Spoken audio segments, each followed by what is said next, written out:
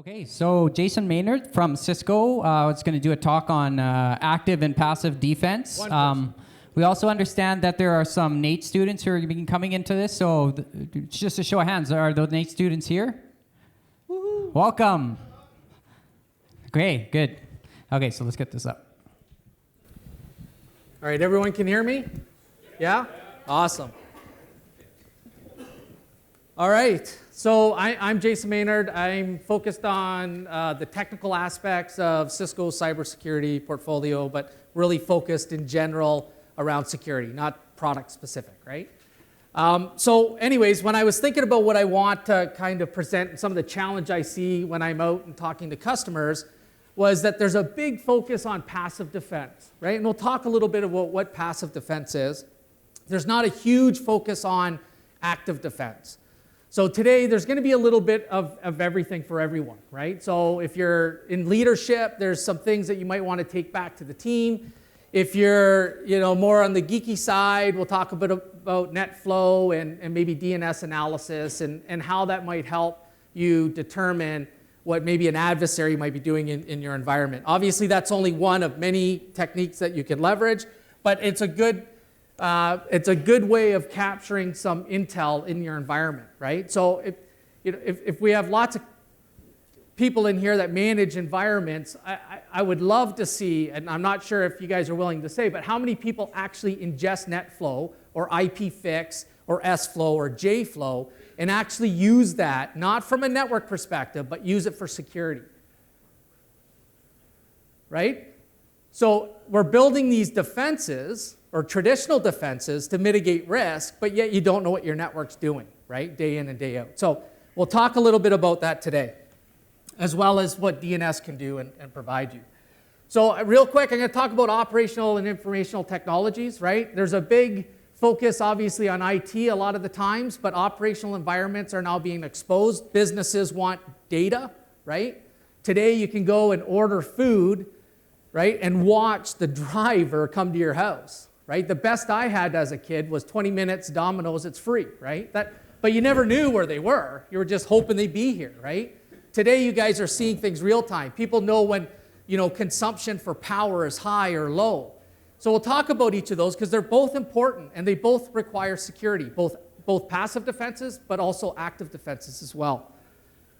We'll talk about hard exterior, soft interior. I've seen that still a lot out with all of my customers that I talk to day in and day out, right? We've got this hard crust, but we got this really gooey, chewy middle, right?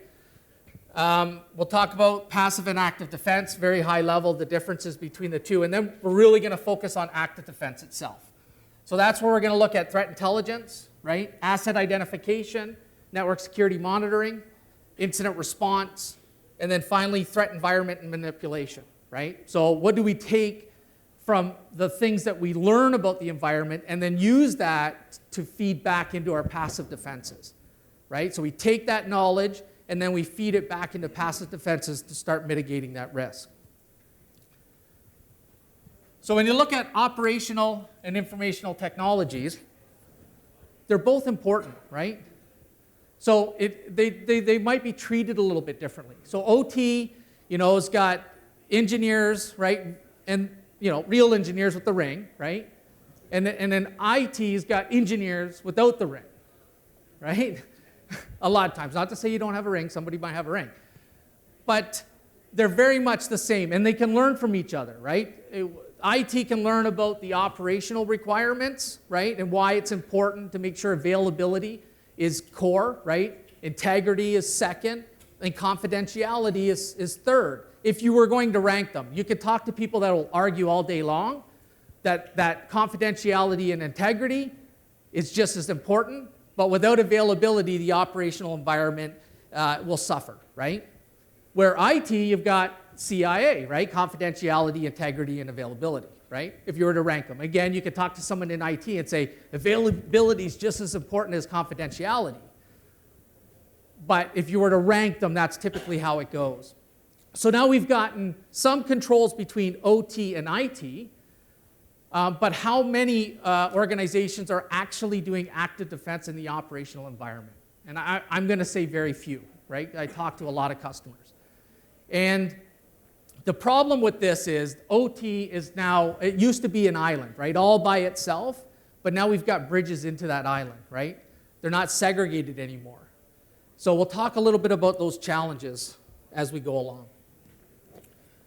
Hard exterior and soft interior, right? So you got DNS layer protection, you got firewalls, you have IPSs, right? You might have some sandboxing technologies, right? But at the end of the day, you've got this nice hard crust, but in IT, for example, that crust or that perimeter is still required, but we have challenges because now we've got cloud, right? We've got mobility. So if you're securing an organization and you're putting millions of dollars in defenses on the perimeter, and you let an asset go home and plug in to the network and come back in, are you putting the organization at risk? I would say you are. And why wouldn't the same controls you have on-prem exist off-prem? Why have we taken this approach that once you go off-prem, those controls don't matter anymore, right? Those controls should follow you, at least to whatever the technology will allow you to do. So when you look at soft interior, there's things like localized malware, right? Something that gets plugged in, a USB key, for example, right? Gets plugged in, starts to propagate. You have network behavior. How many people here baseline their network? Right? Some, right? But a lot of people don't even know what the communication channels are between their devices. You're 100% reliant on your defensive technologies to tell you that something bad is happening in the environment. The one thing I'll tell you, doesn't matter what vendor you leverage, nobody's going to give you 100% security. You will be breached, right? And you want to have tools in place that are going to help you during that time. So you got supply chain. A lot of people don't even think about it. So we've seen the adversary go and compromise the website, manipulate the firmware, upload it, and then the customer goes to the website, downloads the firmware, installs it on their asset, and they're compromised, right? So you want trust throughout that whole life cycle from a supply chain perspective. Vulnerabilities, right? How many people patch? Liars. Right? We all want to patch, right? Everybody in their, throughout my entire career, we've talked about patching. But we're still seeing compromises of vulnerabilities that have patches that are available that haven't actually been pushed out. Why? Because the business doesn't want to shut it down. It's not that you guys don't say patch. It's important. Of course you are. Right? But at the end of the day, the business is driving. When I first started, someone would say, "Can I do this?" No. I was God. It was awesome. Like, you guys missed out, some of the younger folks, right? You know what I'm talking about. Can we do this? No. You're never going to be able to do that, right? That's no longer, right? The business comes in and says, "This is what I want you to do. Make it happen." So it's changed. So you got things like sanctioned devices, unsanctioned devices. How do you know a printer's plugged in? Michael and Zoe, right? They talked about printers. But do you know what printers are plugged into your network? Do you know when a phone's plugged into the network? Do you have a dynamic understanding of what the environment's doing at any given time? If you're only 100% reliant on those detection mechanisms, you better have them everywhere, right? And now you've got a costing issue. So anyways, and we see this a lot. We still see this in IT, but you see this a lot more in OT, right? If you talk to engineers, say, "Why do we need to do this?" Right? We got this crust. This crust is hard, right? You can't break. First off, the crust is never hard 100%, right? We already know that. Never mind the challenges with internal. If I wanted to compromise an operational environment, what do you think I'm going to do? Well, maybe what I'll do is go run to a field location, get a 1 gig USB key, put some good stuff on it, and drop it at the gate and drive away. Field engineer comes up and goes, "Oh, 1 gig USB drive, this is fantastic. It's my lucky day," right? Goes in, plugs in the operational environment, plugs in that USB key, and bang, right? And I know most people are focused on security here, and you probably all sit here and say, "I would never do that." Yeah, you would. I just need to change the size of the drive. right? 1 terabyte. Oh, I know what I'm doing. I got this, right? So there's some challenges there that you got to think about. So passive defense is focusing on deploying and maintaining the controls that you put in place, right? Ultimately reducing risk. Active defense is now monitoring the environment, right? For which you're responsible for. And a lot of people don't really understand what the environment is that they're responsible for. You know, it has switches and firewalls and routers and, you know, printers and phones, but you don't truly understand the extent of all the devices that are connected to it. So you're gonna probably take a precautionary approach to this. So once you understand the environment, then you're gonna respond to incidents, right? And hopefully with some level of accuracy, right? So you're not chasing the rabbit down all kinds of different holes.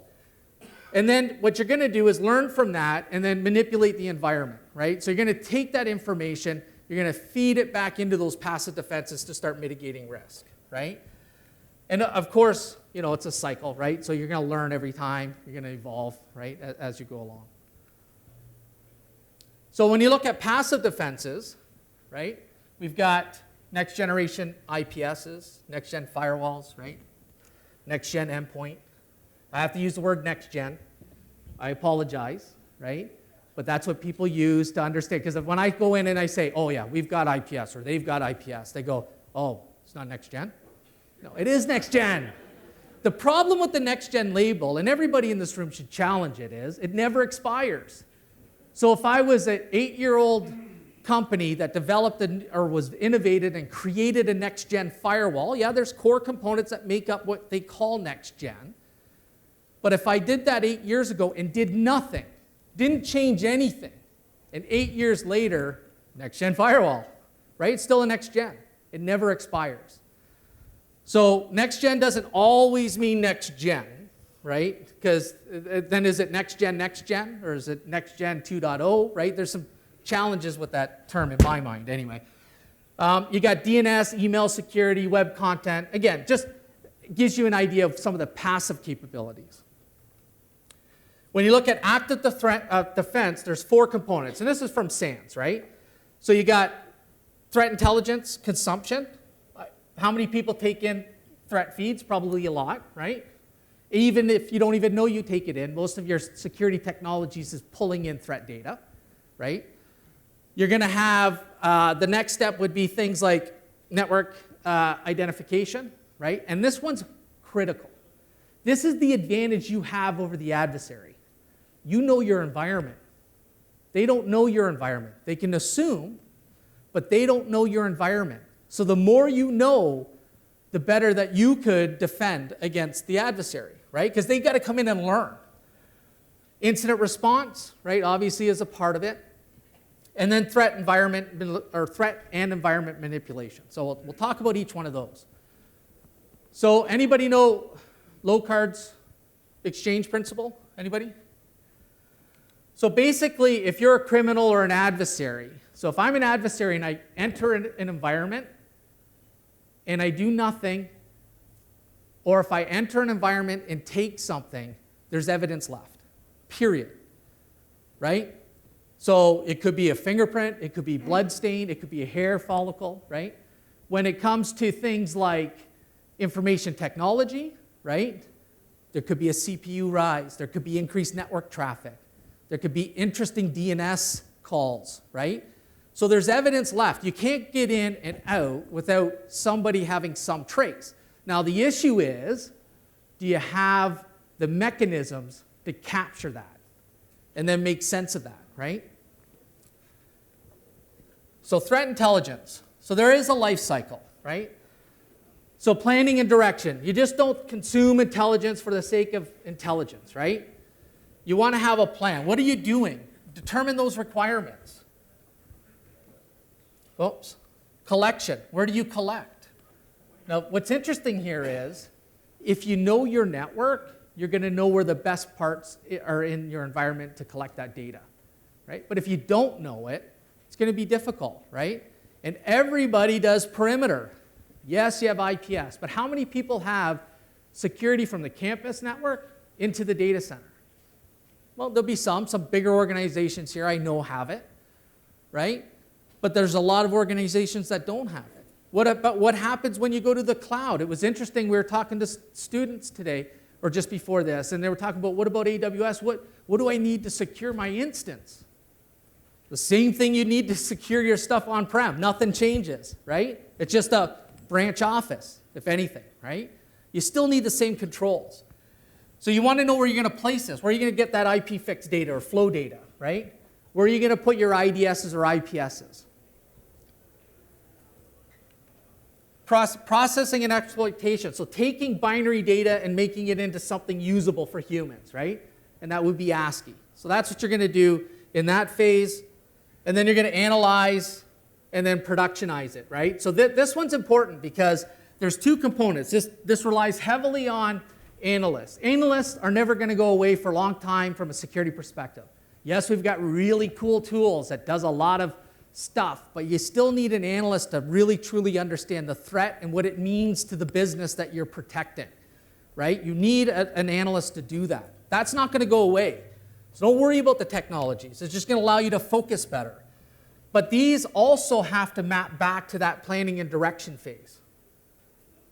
And then you have output, right?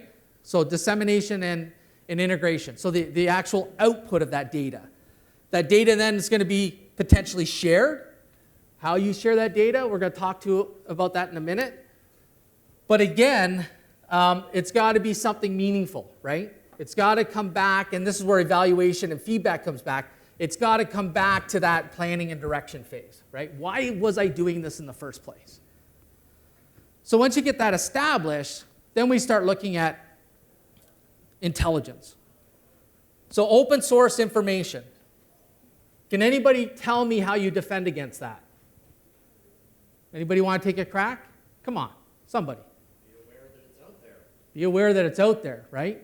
But you can't stop it. You can put some controls in place to minimize the amount of data. But if I was going to compromise an organization, I would want to research it. Would I research it by doing an Nmap scan against their servers? No, right? I'd go to job boards. I'd read about the company a little bit. I'd find out, oh, wait a minute, they're hiring. They're hiring. Oh, and they need skill sets X, Y, and Z. That's interesting. So what do I get from that? Two things. Either they're growing the team or they're shorthanded. So not only now do I know the technologies that they use, they don't have enough people potentially monitoring those logs, right? Good information. I can scan, I can have, as if I scan them by leveraging things like Shodan. I think somebody mentioned that earlier today, right? I can look up exploit databases for exploits that I might find with the devices that I just discovered. And I've done that, right? So if you look at the city of security, because I thought I better not put any real city on here because they might call me afterwards, right? Say, hey, why did you do that?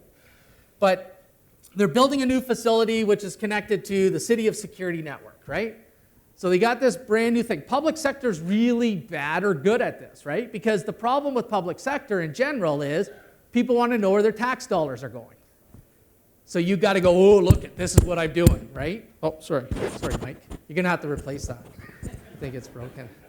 But you pound the chest, right? Like, I'm so awesome. Look what I'm doing. $82 million for this section of highway, right? But if you go, there's a bunch of PR documents that would be released, right? It'll talk about who they partnered with, what companies are involved, right? Even people to communicate to. So maybe I can start actively taking that open source information and start actually probing individuals, right? And we've seen this in the real world. Product research and around advisories and alerts, right? Once I get an advisory or alert, then I go look for things like vulnerabilities, and then I go look up an exploit database, and bang. I've at this point done all of that without touching the company. I've got a plan. I know where the weaknesses may be. They're shorthanded. They're expanding their environment, right? A lot of great information. Now, again, defending against that is tough, but knowing is obviously very important, right? Knowing what's out there. And you know what? Me included, right? When you're on LinkedIn, your job description, look what I've done, right, in my career, right? So it's everywhere. Oh, wait, we got to show that one, right? But the adversary is getting all that information. So as much as you want to put that information out there for the general community, the adversary is also using that information and potentially against you. So when we look at external threat intelligence, there's all kinds of sources, right? There's ISACs, right? There's the Canadian Cyber Exchange, right? I think that's a paid option, but I'm not 100%. SAN Internet Storm Center, right? Vendor threat feeds and blogs, and you'll get reports, etc. And this is just an example of some of the intelligence that you might get from a vendor or from a third party, whatever, right? But you're going to get some IP addresses, you're going to get maybe domains, files, directory, hashes, and that, right? So what do you do with this information? Who's on blue team here? Lots? So what do? Do you go and look at your firewalls to make sure that those are in there, right? Do you ever use this information to find out whether or not you have systems internally actually making the requests outbound to those destinations? Or do you go, wait, block, I'm done, right? Well, that's what we see a lot of, right? They take that information, they block, and said, no, we're good, we're secure, right? Well, in the meantime, assets were already compromised. There's residual, there's communication coming from those devices. And yes, maybe you blocked it in the firewall, but what did we say earlier? Those devices are mobile, right? They just walked outside the environment, plugged that in, that's coffee shop, right? Any coffee shop. Connect to the internet, and now there's a CNC channel because they're no longer protected by the same mechanisms that you had at the head office, right, or in the corporate environment. Internal threat intelligence. How many people generate internal threat intelligence? Right? Remember, this is taking a step beyond passive defenses, right? So now we're looking at things like endpoint events. We're looking at traffic analysis, right? Flow data. You probably got lots of it. You just got to go turn it on, right? You might do full packet analysis, right? DNS analysis, user behavior, user information. You might have honeypots, right? And maybe you even do reverse engineering around malware, right? And again, you might be leveraging tools to do that, but also the analyst is very important in that equation. But a lot of people don't look at that internal side. They're always looking for threats and information from outside, but they need to understand that information internally as much as, and even more than what they do externally. So when it comes to sharing intelligence, you may want to classify it, right? So everybody's all about community, all about sharing, right? I've got my own thoughts about that, but we'll leave that to the side. I think it's a great thing to do, right? The more we share, the better everyone's protected. But you may not be able to share certain information. So you want to classify what you're sharing, right? So white would be something that's fine. I can share it with anybody, right? They can use this information.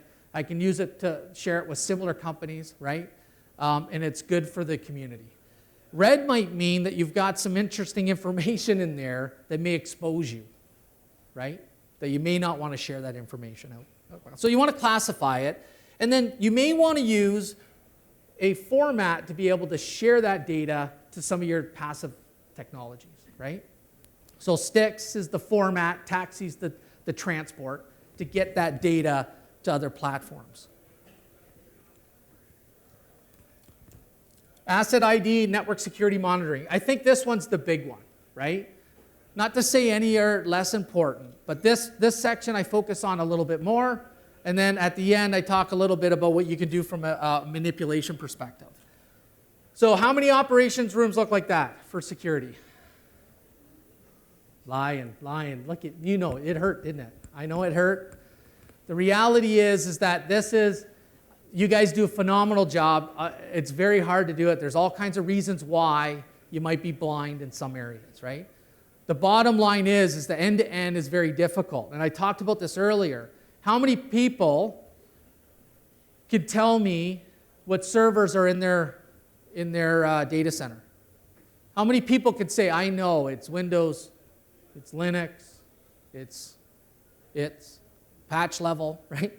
Application, right? It gets hard, right? But even just knowing the systems on your network is valuable. For data center, depending on the size of the organization, some of you guys might say, yep, 192.168, 1.0/24, those are my servers. We're all a Windows shop. We know what's going on, okay? All right, well, what about the campus? Don't say you don't care, right? Because you do, because that's probably where the attack is going to come from, right? Hopefully you fortified the data center. But again, nothing's 100%. So anyways, how many people can tell me what's on the campus? Probably very little, right? Some people might, right, depending on the technology. And some people might have a static list to be able to provide that. Again, that's really not good. It's like a pen test, right? Pen test is only as good at the moment that you do the pen test, right? It struts today, it struts version 2 tomorrow, right? Oh, and then it struts version 3, and then it struts, right? So it's only as good as the time. It's valuable information. You need to do it. But it's a little bit static, right? Same with asset inventory of your environment, right? It might be a little bit static. What about this? How many people allow this on their network? Honestly, how many networks can I plug these into and you wouldn't even know it was there, right? That's probably the bigger question. Because the reality is, you might think that your OT environment's secured. Go to the lunchroom, because somebody brought in their smart TV, plugged it into a network jack that happens to be there, that's tied into OT. Maybe you didn't stop outbound communication from OT. It's got its way into the business. I'm saying this is not good, right? And now they're watching Netflix during the day, right? During their lunchtime, right? You don't know. So how do you protect that? Turn on all the signatures. Yeah, well, now you have a box that doesn't run, right? So it's got to be dynamic. You got to know what's going on. What if you have CT scanners? Oh, we'll just throw an AV agent on it or malware. Oh, wait, the vendor void warranty. You can't do that, right? Do you know how many of those are plugged on? Are they mobile? Are they moving around in the environment being plugged in, right? There's all kinds of challenges with trying to secure that. And then if you look at a SCADA environment, now I would say out of every environment, this environment you should have locked down and know exactly what's going on, right? They're fairly static, right? They don't change as much as you see IT changes. But these are all challenges. And if you miss one of these, right, game over, right? Because that's all the adversary has to find is one. See, as security practitioners, you can be batting down hundreds of thousands of threats, right? You guys are awesome. Your team knows you're awesome. Nobody else gives a shit, right? They don't care. How many times that someone said, oh my God, look at all the stuff you've blocked. This is phenomenal. No, never. You'll never be remembered for it. You know what you'll be remembered for? How you handled the breach, right? Well, how'd they get in? Well, I don't know. There's this stupid TV, right? It's going to be hard, right, to be able to talk intelligently. It's going to take you a lot of time to figure out what's going on. And you might figure out what's going on. But that's what you're going to be remembered for. And who are you going to hire? The one that was compromised, that made mainstream media as the CISO, or somebody that may have handled a breach? Because not everybody's going to have to handle one of these at some point. Or do you hire somebody that handled the breach well, right? Still got compromised. There was still impact to the organization. But it was done in a timely manner. They had processes in place versus maybe somebody else that's been compromised. And again, it doesn't matter. You go for an interview and you say, I told them everything. Nobody listened to me. Listen, the other person that didn't have that, who do you hire? You probably take the side of caution, right? Because if you hire the individual that got breached and maybe they did do all the right things, if you get breached again, what do people say? Well, why'd you hire them? Right? So you'll never be remembered for how many threats you block or attacks that you block. So network security monitoring. So you got to start. You're going to want to collect information, right? This is why understanding the network's important, because this is where you're going to put your choke points or hotspots, right? Places that are important for you to capture data. And then you're going to detect that, right? And that detection is going to be a variety of different technologies. It could be open source technologies, commercial products, doesn't really matter. But at the end of the day, you're going to need things like IDS, IPS, right? If you want to do some prevention at the same time, you want to baseline the environment. If you could do that, you're going to want to take flow data maybe in, right? And then you're going to analyze that data, and then there's going to be two results that come out of that. One is going to be you're going to kick off incident response, or the other side is it's a false positive and we're going to keep going back through that loop, right? So network security, monitoring, collection, and detection. You've got span, mirror ports, taps, etc., right? IP fix, I mentioned that, but that could be S-flow, J-flow, NetFlow, right? If we want to talk some brand names.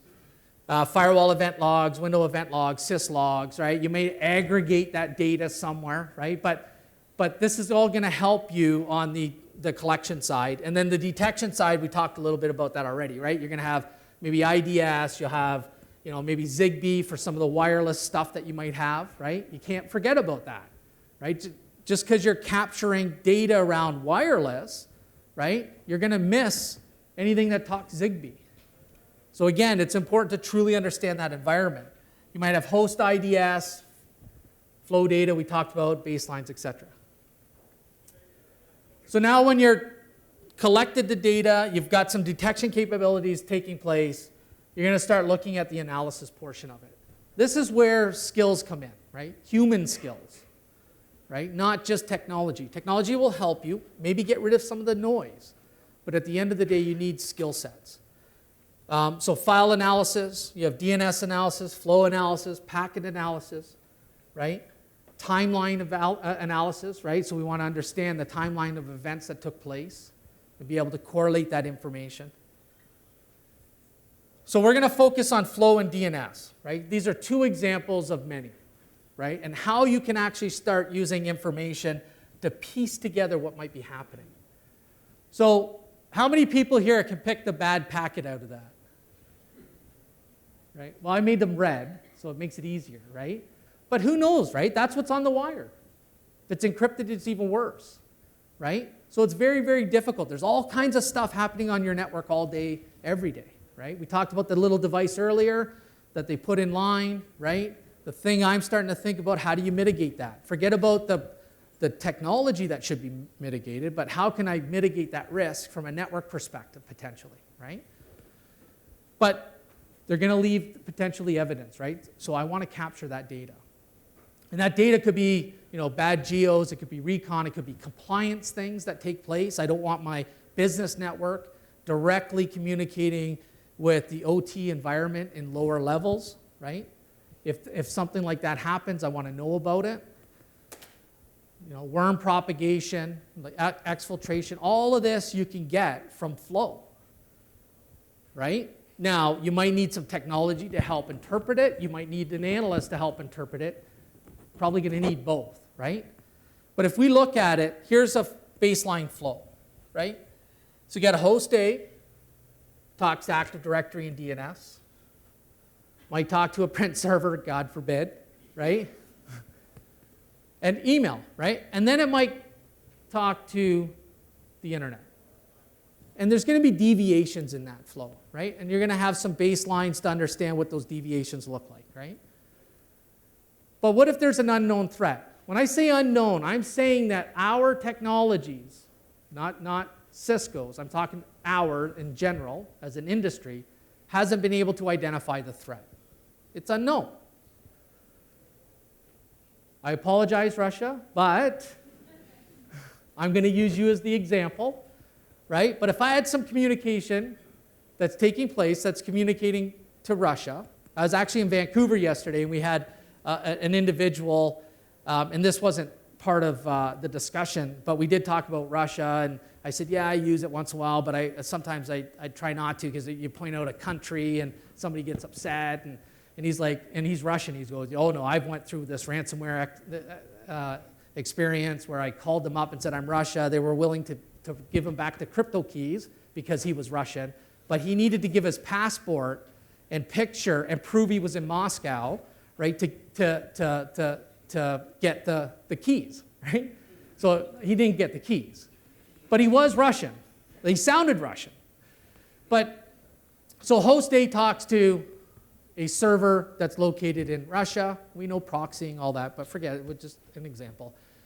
But the line there is a little bit thicker, And what that represents is there's volume of traffic that is increased compared to the other communication channels. So that's interesting. So that took place. And now host A is talking to host B, C, and D. Never did before. Now you might say, well, we have a technology that does chatting and that communication's there. Yeah, based on that protocol, right? And we baseline that. But this might be a different protocol that's being leveraged, right? Maybe they're expanding and taking advantage of a vulnerability. Maybe it's okay. Maybe they lit up a new service, and how many security teams get involved in that until it's too late, right? You get brought in, oh yeah, we're lighting this up. Can you secure it? Yeah, I need $1 million. Oh no, you're not getting any budget. We already spent it. Okay. So now you have host B, C, and D. They're all talking to that same server. Would that be interesting to everybody in the room? It would be, right? Now remember, nobody's seeing that because you're not capturing flow data. So you don't even know what's happening. And again, it's an unknown threat. So it's not like a blacklisted CNC, right, that it's communicating with. We don't even know yet. So anyways, that's interesting. So when you look at flow, it's 5-tuple, right? Source IP, source port, destination IP, destination port, and then protocol. So host A would be an IP address, right? The source port would be whatever, right? You got an IP address, you've got the destination port and IP, and then the protocol. And then now, whether you have technology that'll help you through this process, or whether you start looking up and doing your own analysis, I can use that flow data and start building out something important, right? So that's interesting, right? Now I get start and end time. What's that going to do? That's going to help me know the timeline, right, of when the events took place. It's valuable, right? User and device type. Now this could be stitched into the flow depending on what you're using, or you're going to cross-reference that, right? Because you've got the source IP address. Now you're going to DHCP. You're looking at that timeline. You're cross-correlating. It's that Active Directory user during that time, right? A lot of work, though, right? But that flow data is going to help you move along. Receive and transmit, right? So I can get some interesting stuff from that. We'll talk about that in a second.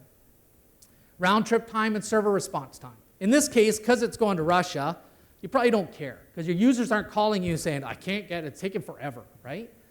But if this was an internal flow to a database backend, that return trip time is the network, the entire time from client to server and everything in between, right? Server response time is telling you how long it took the server to actually respond to the request. How many people are here in networking? Couple, right? How many times is the network the problem?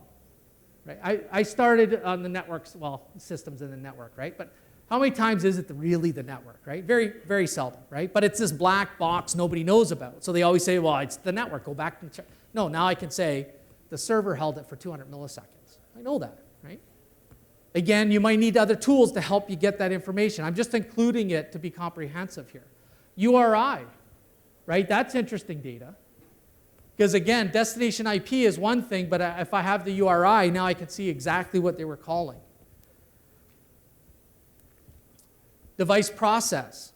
So imagine I'm able now to take this information in that timeline and correlate it back to the endpoint to find out what the device process that actually made the call outbound. Right? Maybe it was SVC host using NT authority subsystem. That's interesting. Right? Shut it down. Okay, so now I've got potentially data exfiltration. I'm going to help you along, right? And then we've got some SMB. Don't worry about the source port. That could be anything, right? I didn't fix the slide, but because I don't want to say SMB doesn't work that way, right? But anyways, you've got the same data points, right? The only thing different is the protocol and then who it's communicating, but you have 3 of those instances, right? And you could imagine if this was some type of tool, a mechanism to propagate, right? Does anybody know recently what used 445? Anybody? Come on, security, somebody's got to say it. Don't be shy. Yeah, right? Eternal blue, right? Being able to propagate using SMB. So we see an SMB probe. We don't know what it is, right? So potentially exfiltration because we see volumes of data, right? and potentially an SMB probe. So incident response kicks off, right? Your team now is going to get involved. They're going to start using this to do their analysis, and we're going to come back to that. Now, when we look at DNS traffic, there's some interesting stuff. So you've got this, let me click this. You've got this domain, right? So you might have gotten this information through third-party intelligence, right? And again, this might be more of an incident response kickoff, but it doesn't matter, right? You're doing analysis and it's around DNS. So now I know this domain. So what I can do is I can do a who is. Again, you might have tools that help accelerate this process, or you might be using, you know, third-party tools, open source tools, going to Google, who is, right? So I've got a domain name. What do I need? I've got to go quick here, 41. What do I need in order to register a domain? An email address, right? And then it's going to go on top of some infrastructure. So if I'm a criminal organization, I'm probably going to leverage a lot of the same stuff, right? I'm not, because remember, I use maybe fraudulent credit cards to build the infrastructure. So I'm not going to do that every single time. So there might be some commonalities. But now I know that that individual has had other domains, and in the past they have been bad. I can now pivot from each one of those, and I get what networks they're part of, right? Maybe some reputation type information, right? I can also see the number of queries, so I can actually say what does a query look like for a campaign, marry that up to what an exploit kit campaign might look like, and make a decision, right? I get IP addresses. From that IP address, I get more domains that potentially are malicious. So you can see where this is going. You've taken one data point and you've went and blocked it in your passive defense. And you've missed all of this, right? You could actually stay ahead maybe here, right? But we started with that original domain. We've got an IP, and now we've got 3 additional domains. So that's interesting. So incident response kicks off. And I'm just going to fast track this, okay? So you've got preparation. I didn't think I had enough. I thought it was going to be done in like 30 minutes. You know when you're prepped, right? You're just like, wow, I'm in trouble. I'm not even going to. And then you talk. And I like to talk. And anyway, so preparation for incident response. I kind of broke this up for folks that aren't in IR, right? So this is the life cycle, right? So you have preparation. And again, you guys will get these slides. You got detection and analysis. You got containment, right? And obviously eradicate the threat, and then recovery. And then you got post-activity, right? Lessons learned, et cetera, right? So that's going to kick off. And then in that, you're going to have chain of command. You're going to have your incident handlers that are going to report to the lead responder that's going to give guidance and timelines and stuff like that, right? They're going to shield the handlers from management, right? We all love management, but we don't need management to be behind the analyst that's trying to do the work, right? It doesn't help. And then you have the director, right? The director kind of filters the entire team from the business in general, but also is probably point of contact for communications, right? And then you've got IR, external communication. So you might have to go and talk to law enforcement, depending on what the breach might be, internal BUs, et cetera. So now when you take that flow, now I've got host user insight. So now I know the host and potentially user behavior. I've got an OS device type, so maybe I know some vulnerabilities exist on that asset, right? Again, I'm painting a picture here. Application, so now I might know it's vulnerable, right? Maybe it's process hollowing. Maybe there's additional analysis that has to take place there. IP address and geolocation. Domain and full URI. Ports and protocols. Application, so maybe we've identified the app itself. And then volume of traffic, right? So those are all things that I could discover from flow. When you look at DNS, you can see maybe you've got some domains that were identified as bad, but as you start painting this out, you might find that hashes are also associated to that domain, right? And as you move along, you might find the download URL. You might have domains that co-occur. What that means is when I go to your site, I might have came from that site or this site, right? I might go there or I might have come from there, right? But that might help me tie the attack infrastructure together, right? I get popped by the exploit kit, then I go to the CNC, get the file, go finally to get the encryption keys and get encrypted, right? So if we look here, we got the email address. Oh, wait, I just skipped that part, didn't I? Sorry. These domains all share the same infrastructure. These three folks in the front here, right? We've got the email address registered, the infection point, the current malware distribution point, and then we potentially can start looking at things like DGAs and potential future infrastructure that's going to be leveraged against us, right? So threat emulation of the environment. So this is the final pieces, right? Is that I'm going to take this information and I'm going to use it now, right? This team's going to help use it, and this is going to be turned on passive defense potentially as well, right? So segmentation and patching. So now I can maybe segment those assets, get them segmented, right? Maybe there's still some communications. Let's get them patched, right? Again, this will be a decision, right? I'm just giving you an idea of some of the things that the outcomes might be.